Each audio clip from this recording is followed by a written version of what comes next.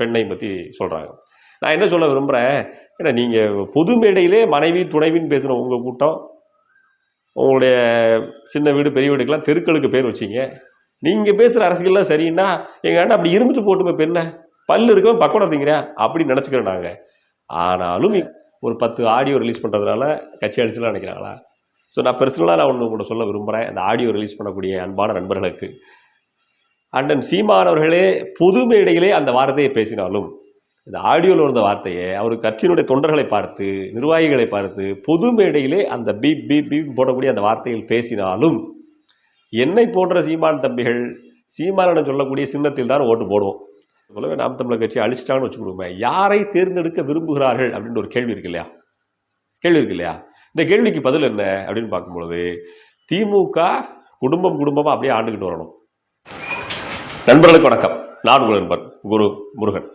சமீப காலமாக இணையதளங்களில் ஆடியோ அரசியல், வீடியோ அரசியல் இந்த ரெண்டுமே பிரபலமாகிட்டு இருக்குது. முன்னெல்லாம் ஒரு காலத்தில் பத்திரிகைகள் இருந்தது, எழுதி தள்ளினாங்க. இப்போ எப்படி பண்ணுறது? ஆடியோ வீடியோ இந்த அரசியலை வச்சு அரசியலில் கடந்துட்டு இருக்கு. இந்த ஆடியோ வீடியோ அரசியலில் கொஞ்ச காலத்துக்கு முன்னாடி சர்ச்சையில் சிக்கியிருந்தது பிஜேபி. இப்போது சர்ச்சையில் சிக்கியிருக்கிறது பார்த்திங்கன்னா நாம் தமிழர் கட்சி.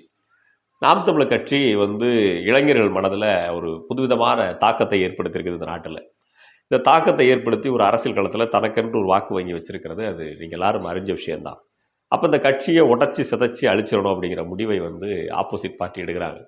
அந்த முடிவுக்கு முக்கியமாக அண்ணன் சீமானவர்கள் கூடவே இருக்கக்கூடிய முக்கிய நிர்வாகிகள், அறியப்பட்ட சமூக வலைதளங்கள் மூலமாக மக்களிடத்தில் அறியப்பட்ட ஃபேமஸ் அந்த பர்சனாலிட்டிஸ் இருப்பாங்க இல்லையா, அவங்க மேலே அண்ணன் சீமானவர்கள் என்ன பேசியிருக்காங்க, அவங்கள பற்றி அவங்கள குற்றச்சாட்டுப்படுத்துறது, அவங்கள கொஞ்சம் இழிவுபடுத்துறது, இந்த மாதிரி வேலைகள்லாம் எங்கேயாவது கிடைக்குதா அப்படின்னு பார்த்து அதை வச்சு கட்சியை சிதைச்சிடலாம் அழிச்சிடலாங்கிற முடிவை எடுத்திருக்காங்க. அப்படி எடுத்து ஒரு வேலையை பண்ணியிருக்காங்க. அது எல்லோரும் உங்களுக்கு தெரியும். நாம் தமிழர் கட்சியுடைய முக்கிய நிர்வாகியாக இருக்கிற கொள்கை பரப்பு இருக்கிற அண்ணன் சாட்டை துரைமுருகன் அவர்களை கைது பண்ணாங்க. அவருடைய செல்ஃபோனை பறிமுதல் பண்ணுறாங்க. அதுக்கப்புறம் அவர் ரிலீஸ் பண்ணுறாங்க. ஆனால் ஃபோனை கொடுக்கல. இந்த ஃபோனில் இருக்கிற டேட்டாவை எல்லாத்தையும் எடுத்துடுறாங்க. இவர் யார் யார் கூட தொடர்பு கொண்டு பேசினார், அண்ணன் சீமானவர்களுக்கும் இவர்களுக்குமான கான்வர்சேஷன், அந்த பேச்சுக்கள் எப்படி இருக்குது, சீமானவர் மற்றவங்களை பற்றி என்ன பேசியிருக்காங்க, இந்த மாதிரி சில விஷயங்கள் எல்லாமே அவங்க ஃபோனில் ரெக்கார்டாக இருக்கிற விஷயங்கள் எல்லாம் வச்சு கட்சியை அசிங்கப்படுத்துகிற முடிவை எடுத்து செஞ்சுக்கிட்டு இருக்கிறாங்க. அப்போ இந்த ஆடியோ அரசியலால் நாம் தமிழர் கட்சி பின்னடைவை சந்திக்குதா? ஏன்பா என்னதான் இருந்தாலும் இப்படி பேசியிருக்கக்கூடாது அப்படின்னு ஒரு கூட்டமும், ஏங்க என்ன இருந்தாலும் அண்ணன் பேசுகிறாலும் இவர் ஏங்க வச்சிருக்கிறாரு, இவர் வேணுங்கன்னே வச்சிருக்காருங்க ஃபோனில் அப்படின்னு ஒரு கூட்டமும் ஒவ்வொரு விதமான கருத்துக்களை பதிவு செஞ்சுட்டு இருக்கிறாங்க. அப்போ என் மனதில் என்ன இருக்குது அப்படின்றத உங்கள்கிட்ட சொல்கிறேன். நேரம் இருந்தால் பொறுமை இருந்தால் கண்டினியூ பண்ணுங்கள். நான் இப்போ என்ன நினைக்கிறேன் அப்படின்னா, இப்போ நான் யாராக இருக்கட்டும், நீங்களாக இருக்கட்டும், வேறு யாராக இருக்கட்டும், உங்கள் ஃப்ரெண்டோ உங்களுக்கு தெரிஞ்சவங்களோ என்றைக்கா ஒருத்தவங்க ஃபோனில் பேசியிருப்பாங்க. ஒரு ஆடியோ சில நேரங்களில் சில பேர் ஆட்டோ ரெக்கார்டு போட்டிருப்பாங்க. என் ஃபோனில் ஆட்டோ ரெக்கார்டு கிடையாது, ஆட்டோ ரெக்கார்டு போட்டிருப்பாங்க. ஃபோன் பேசும்போது அதுவே ஆட்டோமேட்டிக்காக ரெக்கார்ட் ஆயிரும். அந்த ரெக்கார்டை நம்ம எப்பவும் பார்த்து டெலிட் பண்ண போகிறோமா? பர்பஸாக பார்த்து டெலிட் பண்ண போகிறோமா? கிடையாது, அதுவே கிடக்கும். சில சமயங்களில் வாட்ஸ்அப்பில் உங்களோட நண்பர்கள் இப்போயோ 2 வருஷத்துக்கு முன்னாடியோ 3 வருஷத்துக்கு முன்னாடியோ அனுப்பின அந்த குரல் பதிவுகள் இருக்கும். இப்போ தேடி பாருங்கள், இருக்கும். ஏன்னா இங்கே அழிக்கலை, அவர் அனுப்பியிருக்கிறாரு. இப்போ கேட்டாலும் அந்த ஆடியோ அப்படியே இருக்கும். இதே போல் அண்ணன் சாட்டை துரைமுருகன் அவர்களுக்கு தலைமை ஒருங்கிணைப்பாளர் செந்தமிழன் சீமானவர்கள் அனுப்பின அந்த குரல் பதிவு இருந்திருக்கலாம். அதை இவங்க கேப்சர் பண்ணி வெளியே போட்டிருக்கிறாங்கிறது தான் என்னுடைய கருத்தாக இருக்குது. ஏங்க அவர் இருந்திருக்குதுன்னா அப்படி ஒரு தவறான கருத்து வருது, இல்லை கொஞ்சம் மனஸ்தான் வருது, அந்த கருத்தை அவர் டெலிட் பண்ணியிருக்கலாங்க அப்படின்னு சொன்னால், அவர் கனவு காக்கலை. துரைமுருகன் அவர்கள் கனவு காண்கவில்லை. அவரை கைது பண்ணுவாங்க, அவருடைய ஃபோனை எடுத்துக்குவாங்க, அந்த ஃபோனில் இருக்க டேட்டா எடுப்பாங்க. இப்படி திருச்சி சூர்யான்னு ஒரு கிறுக்கு பை இருப்பேன், அந்த கிறுக்கு பை எடுத்து இப்படி எல்லாத்தையும் பொது வெளியில் போடுவான், எல்லாரையும் அசிங்கப்படுத்துவான் அப்படின்னு சாட்டை கனவு காண்கவில்லை. கனவு கண்டிருந்தாருன்னா, ஆருடம் கண்டிருந்தாருன்னா டெலிட் பண்ணியிருப்பார். அப்போது தவறு அவர் மேலே இல்லை. அப்போ பேசுகிறவங்க மேலே தான் தப்பு அப்படின்னு நினைக்கிறீங்களா? அதுவும் இல்லை. அதுதான் சொல்ல விரும்புகிறேன். என்னப்பா நீ இப்படி இல்லைங்கிற என்ன சொல்ல வரீங்க அப்படின்னு கேட்டிங்கன்னா, இப்போது பிறக்கும் போதே யாரும் இப்படி தான் கட்சியினுடைய தலைவராக தான் அவர் இருக்க போகிறாரு அப்படின்னு பள்ளிக்கூடத்துலேருந்தே பாடத்திட்டத்தை படித்து அப்படியே நீதி நெறின்னு அப்படியே அப்படி ஒரே ஸ்டேட்டஸாக வரமாட்டாங்க. அப்படி யாருமே கிடையாது. உலகத்தில் அப்படி யாருமே கிடையாது. கால ஓட்டம் அவர்களை தலைவர்களாக நகர்த்துகிறது. தலைமை பீடத்தில் இருக்கிறாங்க. இப்போது தலைமை பீடத்தில் முக்கிய பொறுப்பில் இருக்கிறவங்க ஒரு விஷயத்தை எதிர்பார்த்துருப்பாங்க. ஏதாவது ஒரு கூட்ட நிகழ்வாக இருக்கட்டும், இந்த விஷயத்தை இப்படி பண்ணுங்கன்னு எதிர்பார்த்துருப்பாங்க. அதற்கு நேர்மாறாக அவர் எதிர்பார்த்ததை விட வேறு விஷயம் கிடைக்கும்போது கோபத்தின் வெளிப்பாடாக சில வார்த்தைகளை பேசுகிறது உண்டு. அது எல்லா கட்சியிலும் உண்டு.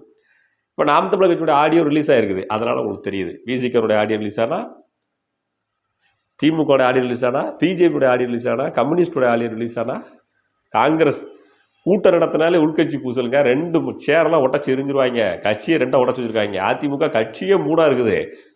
அப்போ எந்த அளவுக்குள்ள எத்தனை விஷயங்களை எவ்வளோ பேர் பேசியிருப்பாங்க, அத்தனையும் எங்கேயும் பொதுவெளியில் ரிலீஸ் ஆகலை. ஏன்?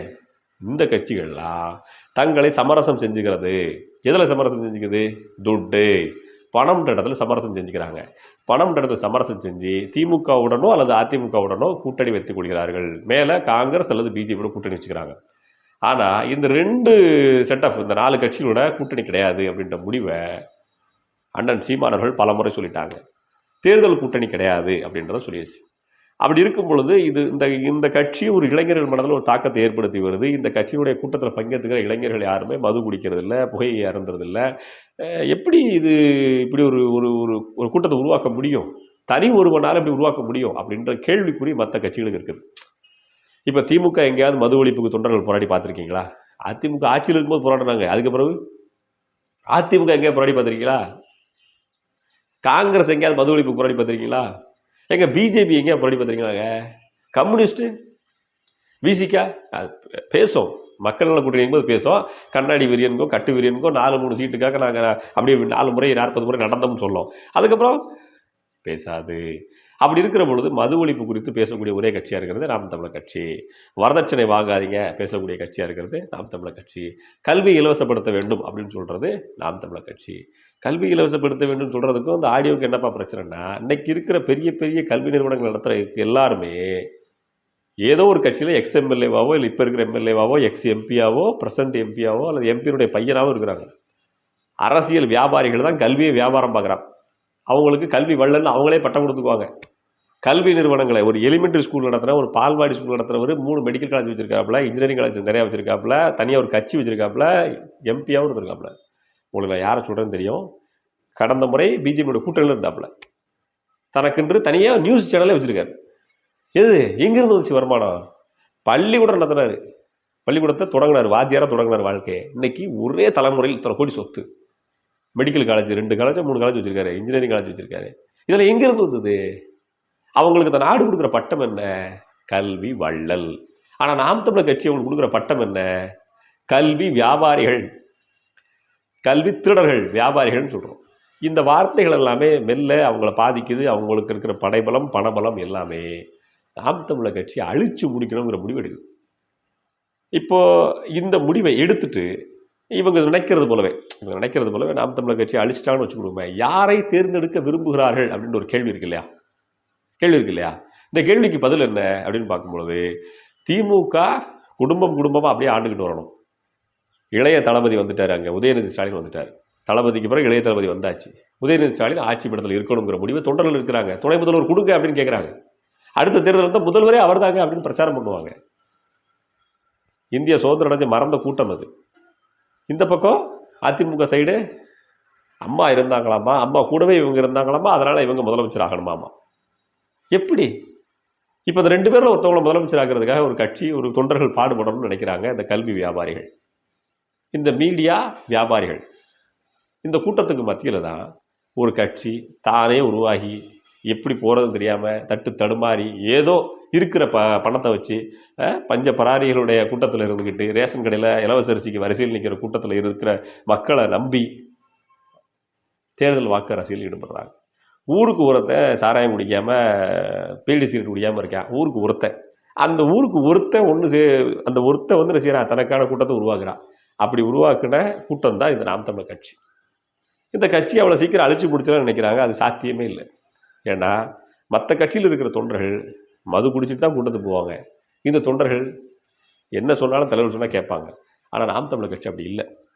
இந்த ஆடியோ அரசியலால் நாம் தமிழர் கட்சி அழிச்சு விடலாம் அப்படின்னு நினைக்கிறது எனக்கு தெரிஞ்சு அவ்வளோ சாத்தியமான விஷயம் இல்லை.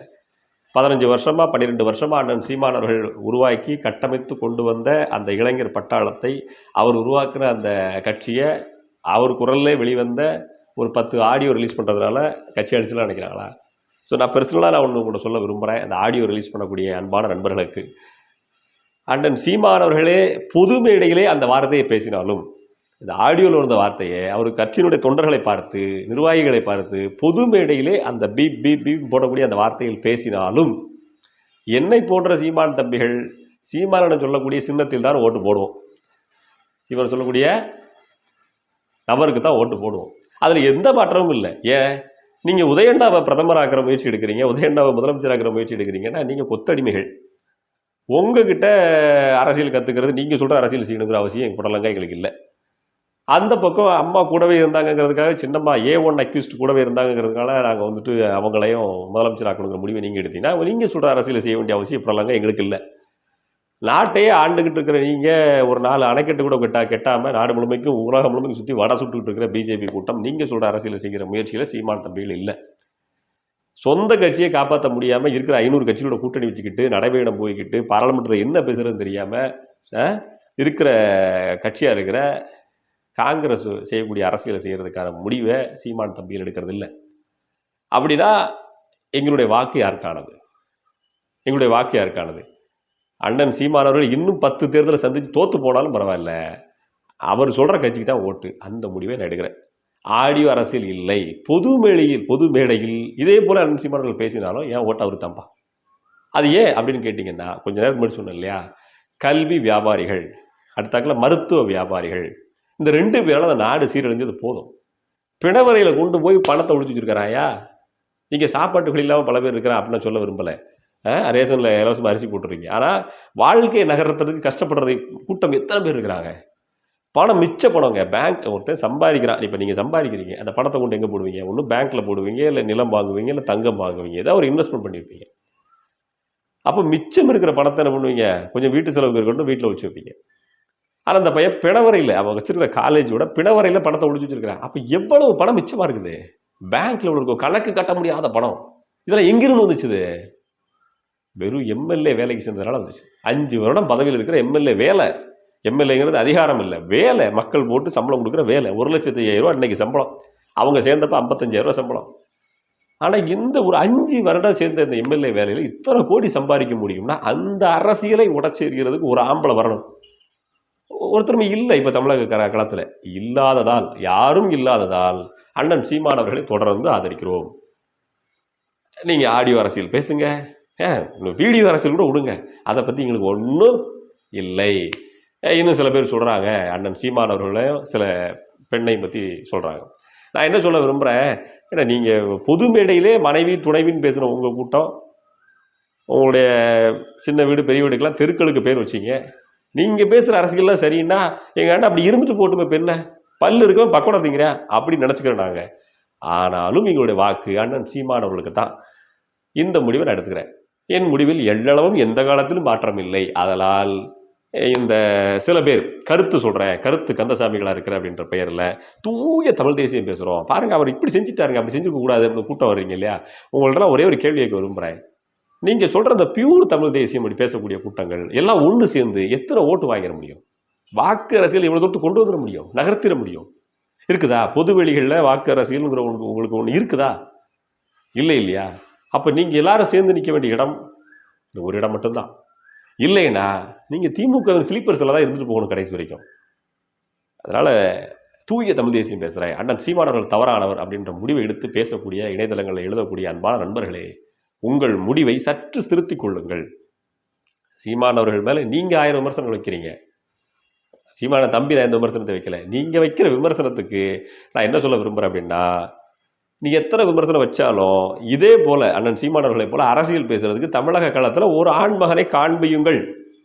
ஒருத்தரை முன்னாடி கொண்டு வந்து காமிங்கப்பா, இவர் தான் சீமான், இவர் இப்படி அரசியல் பேசுகிறாரு, இந்த அரசியல் எனக்கு பிடிக்கல, ஆனால் நாங்களும் ஒரு தமிழ் தேசிய அரசியல் நகர்த்துறோம்.